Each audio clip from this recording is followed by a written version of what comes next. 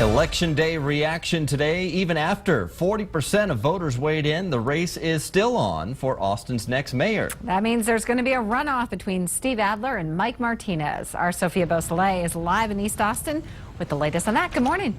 Hi, good morning, Kate. Well, out of the 8 candidates who ran for Austin mayor, it came down to 3 people: Mike Martinez, Steve Adler, and Cheryl Cole. Now, Cole is the current mayor pro tem for the city, and she conceded last night. So now it's between Steve Adler and Mike Martinez. And in this video, this is Steve Adler at his party last night. He won 37% of the vote. He is a lawyer, and this was actually at the Barton Springs Road, had his headquarters last night. And then Mike Martinez, who was a current Austin City Council member, had 30% of the votes. Now you're looking at video from his watch party at the Rattle Inn. The 2 men will square off in a runoff on December 16th.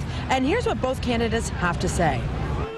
We'll go to work tonight and we'll start working on winning this election. We believe very strongly in our message, in our vision for Austin, and the voters have responded clearly as well. Bottom line is we really love watching the support that we're having tonight and throughout this election. This is incredibly exciting because the people in Austin have gotten together and said that they want to go forward in a new way. They can choose the status quo and the old leaders, or they can choose to go forward in a new way. And the reason why there is a runoff is because neither candidate was able to get 50% of the vote. So coming up in 30 minutes, we're going to talk about the urban rail, which failed, and hear what advocates say that they hope for the future. Reporting live from East Austin, Sophia Beausoleil, KXAN News. All right, Sophia, thanks so much. And also in the city of Austin, the election with 78 candidates running in geographic city council districts, and out of those 10 districts, 8 will go into runoffs. This is the first time the city implemented single-member districts, and KXAN talked with one of the people who helped organize the change to city council. If you are an advocate for change in Austin, or you're an advocate for a specific topic in Austin, you could step up to the plate and have an opportunity to run and not have to deal with an incumbent, at least in 9 of the 10 locations. And the city runoff election will be held on Tuesday, December 16th. The first official 10-1 council meeting is set for January 29th. It was a clean sweep for Republicans, winning every statewide election. Festive balloons fell on the hundreds who came to celebrate in downtown Austin yesterday at the Moody Theater. And later this morning, Governor-elect Greg Abbott will hold a press conference to talk about the now transition process. He defeated Wendy Davis. KXAN political reporter Josh Hinkle has more from Abbott's watch party in downtown. Certainly a perfect venue for tonight's celebration. The ACL Live Theater and Pat Green locking the Republicans up there on the stage well into the night. And just a few minutes before this, history was made up there on that stage.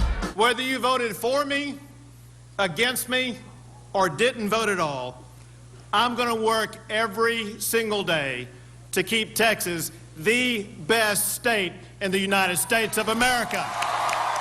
Just an indication of what type of leadership Governor-elect Greg Abbott will bring to the table. What's next for him? Well, he has to get through the rest of his term as Attorney General, then hand that over to the winner, Ken Paxton, also on the Republican ticket. And then he will be inaugurated in January, followed by a State of the State, where he outlines his goals and the issues that are affecting Texas right now. So we can't wait to see what's going to happen in the legislative session. It will certainly be a very interesting one with a new governor for the first time in almost 14 years. We're at the Moody Theater in downtown Austin. Josh Hinkle, KXAN News. Our current governor, Rick Perry, was with Abbott's campaign downtown. Perry congratulated Abbott, saying the state was in good hands, and he also thanked Texans for their support for the last 14 years.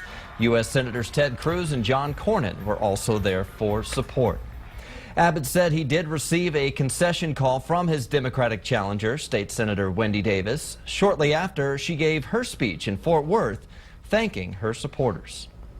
My friends, we can make of this state what we will, but it will not be easy. Nothing about it will be simple. Fighting for what you believe never is. But don't ever forget that you are the ones who control the change, and that if we believe hard enough and work hard enough and push long enough. We will win this battle. And speaking of change, a shift in representation for the state Senate seat that Wendy Davis held. A Republican won that race. And Republican Dan Patrick from Houston will be Texas's next lieutenant governor, clinching 57% of the vote. He had this to say to his supporters in Houston. I'm greatly humbled by the trust of the people.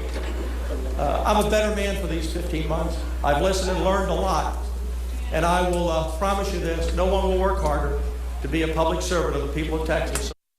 Democratic State Senator Leticia Van de Putte said Patrick ran a disciplined campaign and that she'll work harder in her role as a public servant because she is keeping her Senate seat. This race was an uphill battle. Some said would never be done. But I'm so proud of the millions that were raised, of the issues that we brought up, of the thousands of volunteers, of our wonderful donors and people who said, Leticia, we believe in you and we want you to take those issues that are most important. And they knew, just as I had, that this election has always been about the future of this state. It has been about our children and our grandchildren, and it will always be about our children and grandchildren. And let's talk about those bond propositions because property taxes will be going up in Travis, Williamson, Bastrop, and Hayes counties after voters approved both bond proposals for Austin Community College. They cover renovations, a new campus, and the next phase of the ACC campus at Highland Mall. So this means a homeowner would pay an extra $39 per year if your home is valued at around $200,000. However, the proposal to raise the cap on the college's maintenance and operations tax rate proposal, well, that failed.